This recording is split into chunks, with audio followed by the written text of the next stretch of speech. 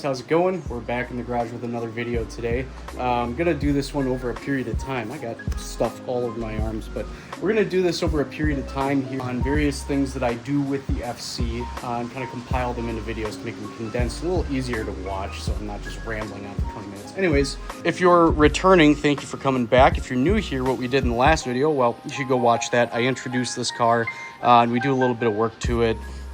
Namely, I got the GP Sport kit. Well, there's more of it right there, but we got the GP Sports 3/4 of a kit here. Got the front bumper mocked up. Again, this is probably, yes, it's common, but it's like my favorite kit for the car. So I got that and was going over the details. One of the things that I mentioned is that, and again, there's just stuff everywhere in here, I apologize, but I'm putting a harness bar in here.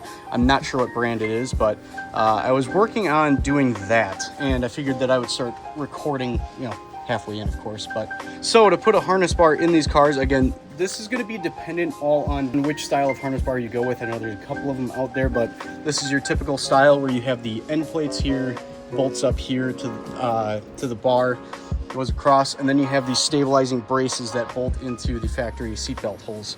On the FC, this gets in the way of this bar going down to the seatbelt hole down here. So in order to get this to fit, you do need to trim this a little bit. So what I did is I pulled this carpeting back a little ways. Now my cut's ugly, but you're not gonna see that, so whatever. So anyways, you cut a little bit off here. It normally comes to about right here. You're gonna wanna cut about 1.5 inches, 2 inches off the end of this. And then this will sit right like that, about even with that hole there, bolted in place. And then you can just take this, fold it over, nobody notices.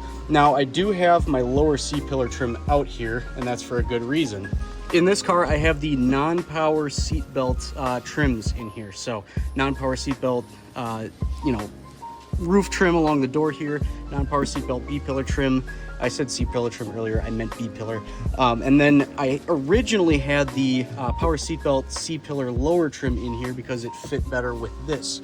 Now, since I'm doing this, I changed my mind and I'm not gonna need that anymore. So, like I said, cut that away. And then, just an FYI, this is what the power seatbelt trim looks like, bulges out for the components to fit in behind there.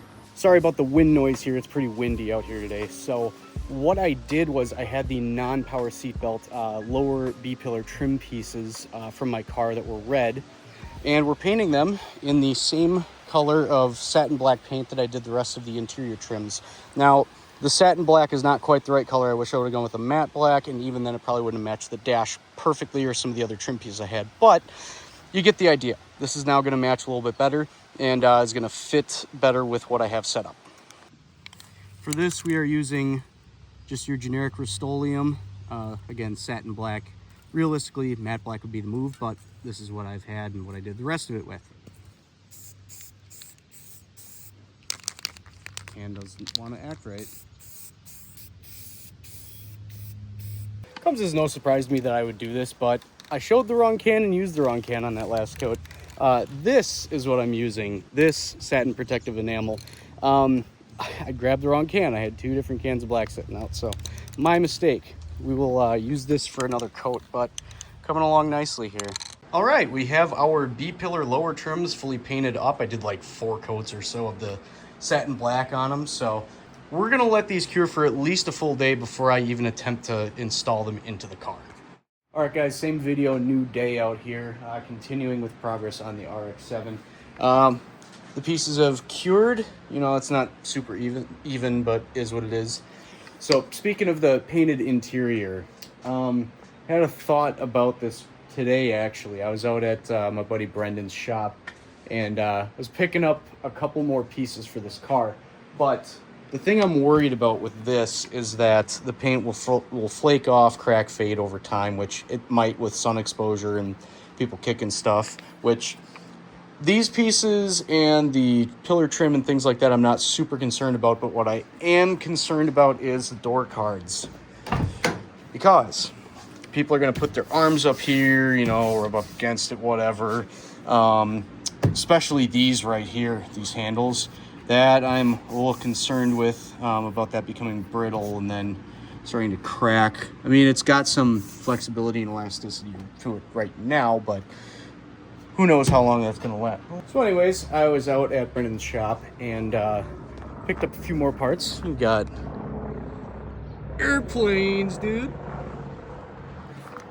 Anyways, a few more parts. We have right here some door cards that I didn't actually know existed, but you can see they have the black upper section here and the black lower section with a speaker vent right here, which is important because I need to put speakers in this thing and I'd like to have them in the door if possible. They're a little grimy, just got to get cleaned up.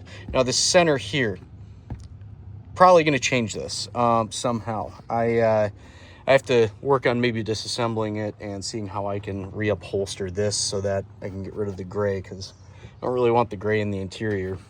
These are very similar to most of the door cards you see for the FC. You know, they have the two pieces between the upper and this bottom part here. They have these little metal pieces that go through and then loop and hook. Same thing with this speaker vent right there. And they're just made of this like fiberboard material. So, you know, overall, pretty good shape on both of these. So we're gonna see what this brings. You know, I like this too because it changes things up a little bit. Armrests included for those. And then we got another piece here. This is a TFF rear bash bar. This was involved in a little bit of a bonk right there. So my goal is to mount this to the car, you know, massage it back to where it should be, straighten some of the metal, and then reinforce it, and it should be good. But the big thing is having a rear jack point, so get that fixed up, repaint the thing, and it should be a nice little addition. This will give you a little better comparison here. Man, I just wish these weren't so grimy right now, but the color obviously matches. Comparison and styling between the two. So I do think I'm gonna go with these. I just have to figure out about the gray section there, which if we do, take you along for the journey. Other news here, we got our harness bar pretty much fully mounted and in place, so we can go ahead and get these trims in. Be careful with it because it's freshly refinished. Don't want to do a bunch of damage.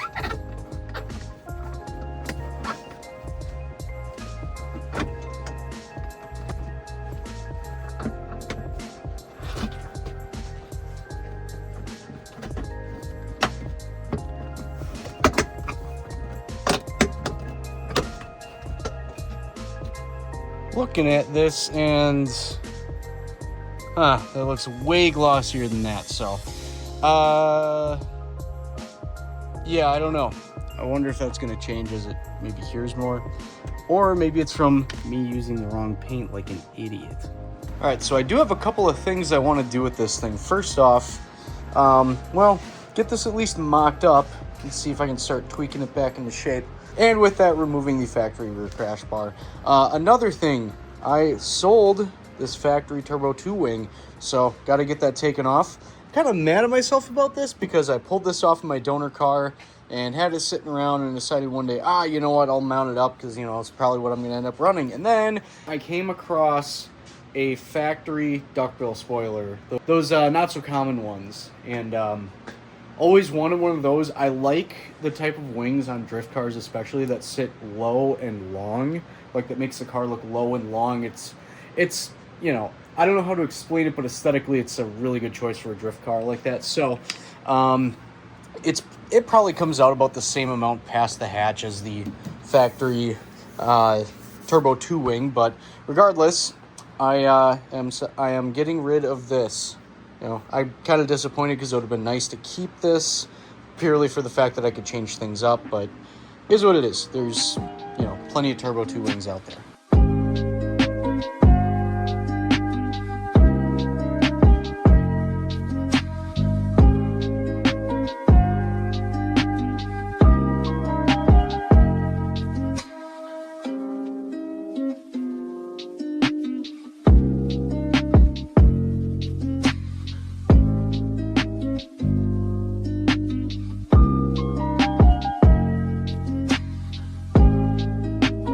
So that's off. As you can see, we obviously have some holes.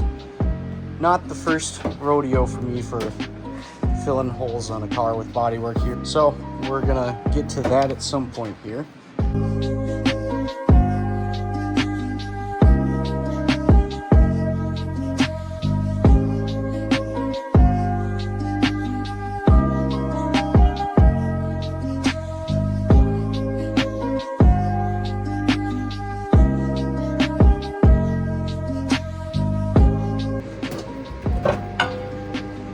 Ugly thing out of here.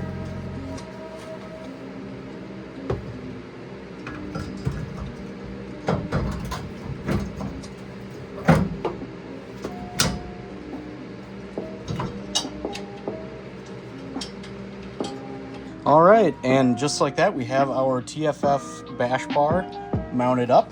Now, it goes without saying, mostly because I mentioned it earlier, but this corner needs some work. At this point, kind of looking at this and how it's kinked, I can try and bend this back straight to do the repairs. I'm tempted to just cut it off here, mostly because this tweaked and maybe lost some of its tensile strength. I'm gonna do some more looking into that and see what the plan is there, but realistically, you know, just needs to come down a little bit and then get braced. But other than that, she's mounted up. I do need to make a little hoop or something to support bumpers, so I will be doing that at some point here. But it's gonna be really nice having this jack point and then further crash structural rigidity here. The other point of contention now is going to be rear bumpers. Now I have that M Sports rear bumper that obviously has seen better days. This particular bumper was on Joel's car. If you might not be able to tell by this particular corner being a little busted.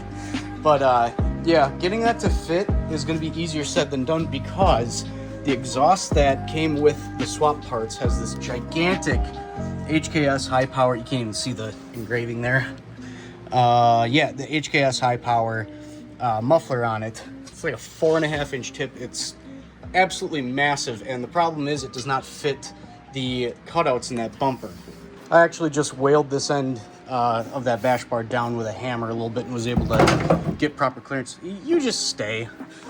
But anyways, if I push this up like this around the exhaust, it does kind of fit.